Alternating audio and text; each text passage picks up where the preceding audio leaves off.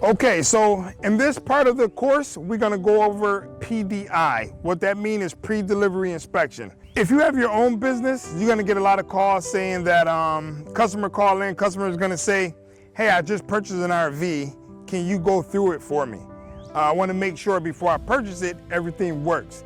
Basically what they're asking for is a P.D.I, pre-delivery inspection, okay?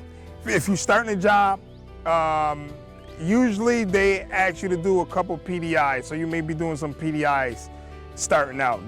That's considered low entry, okay? But if you're certified, you're coming from my course, they shouldn't put you there, okay? I'm gonna walk you over on how to do a P.D.I, okay?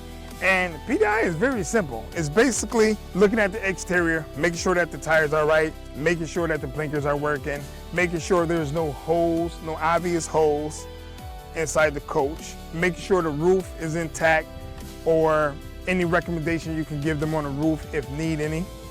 So that's basically all it is. It's basically visual. And then the interior is basically making sure everything works. So you're gonna make sure you got all your appliances working, make sure the water system is working.